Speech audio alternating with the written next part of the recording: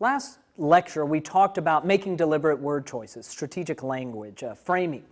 Now let's take a look at how these small word choices, individual word choices, can quickly add up to speeches that feel and sound very different. So I want to examine two similar but strikingly different speeches. Ronald Reagan's 1986 speech following the explosion of the Space Shuttle Challenger, and George W. Bush's 2003 speech following the explosion of the Space Shuttle Columbia. And I want to analyze these texts for their similar but different structures and vocabularies. So in rhetorical criticism, and by now I really do hope that you think of yourself as a rhetorical critic, someone who analyzes communication closely. Anyway, in rhetorical criticism, we could call this cluster analysis or metaphoric analysis, or really maybe just a close reading, hoping to uncover some type of structural differences. So what I want you to do is we're going to listen to these two, watch these two speeches, and I want you to be listening for two things. How the speech is arranged and how the speech is stylized. So, you know, how are the structures of the speech put together? What are the main parts of the speech? And then also, what are the vocabularies that are going on here? And I want you to be listening for both similarities and differences. So we're going to go ahead and begin with Reagan's speech. So the event happened on January 28, 1986. And NASA had launched shuttles previously, but structural failures caused the Challenger to explode 73 seconds after liftoff, and it killed all 7 crew members aboard. This launch had a particularly large television audience because there had been a fair bit of press around the inclusion of Krista McAuliffe. She was a high school teacher and part of a new NASA program, Teachers in Space. And so you had a civilian member of the crew. And that night, Reagan had prepared to deliver the State of the Union address, but he pushed it back a week to respond to the tragedy. So let's go ahead and take a listen to Reagan's response to that event. Ladies and gentlemen, I'd planned to speak to you tonight to report on the State of the Union. But the events of earlier today have led me to change those plans. Today is a day for mourning and remembering. Nancy and I are pained to the core by the tragedy of the Shuttle Challenger. We know we share this pain with all of the people of our country. This is truly a national loss. 19 years ago, almost to the day, we lost 3 astronauts in a terrible accident on the ground. But we've never lost an astronaut in flight. We've never had a tragedy like this. And perhaps we've forgotten the courage it took for the crew of the shuttle. But they, the Challenger 7, were aware of the dangers and overcame them and did their jobs brilliantly. We mourn 7 heroes: Michael Smith, Dick Scobie, Judith Resnick, Ronald McNair, Ellison Onizuka, Gregory Jarvis, and Krista McAuliffe. We mourn their loss as a nation together. To the families of the 7, we cannot bear, as you do, the full impact of this tragedy. But we feel the loss, and we're thinking about you so very much. Your loved ones were daring and brave, and they had that special grace, that special spirit that says, give me a challenge, and I'll meet it with joy. They had a hunger to explore the universe and discover its truths. They wished to serve, and they did. They served all of us.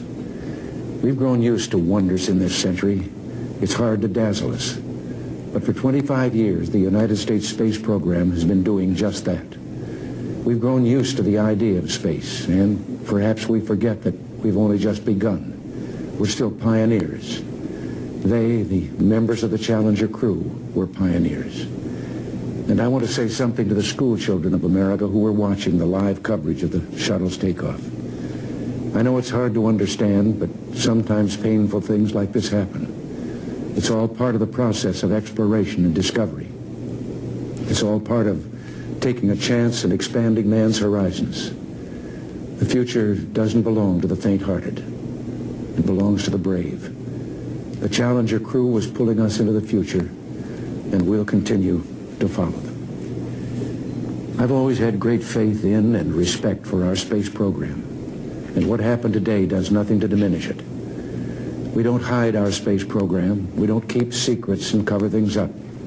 We do it all up front and in public. That's the way freedom is, and we wouldn't change it for a minute. We'll continue our quest in space. There will be more shuttle flights and more shuttle crews, and yes, more volunteers, more civilians, more teachers in space. Nothing ends here. Our hopes and our journeys continue.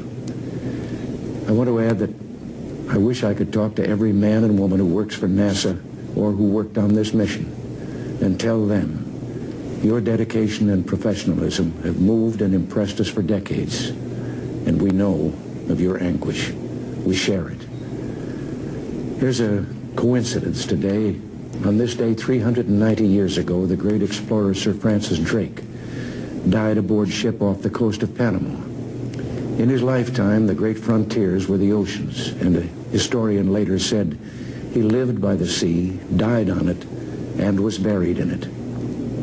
Well, today, we can say of the Challenger crew, their dedication was, like Drake's, complete.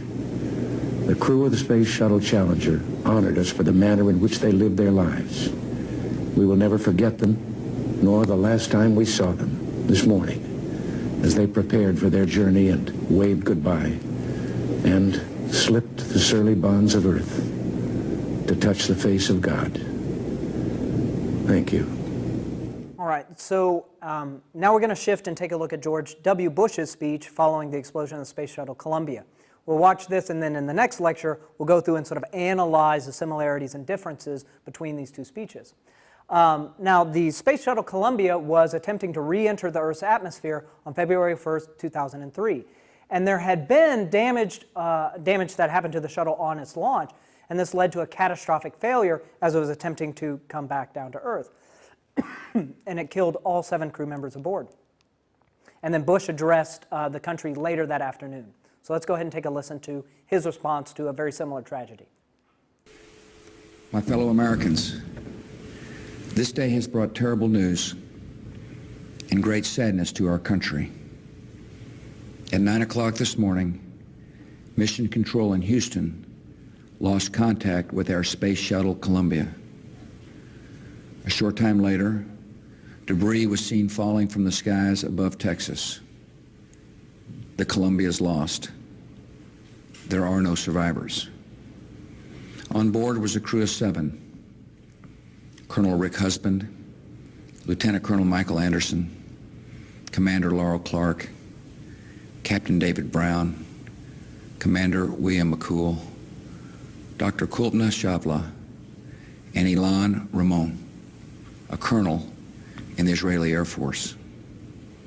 These men and women assumed great risk in the service to all humanity.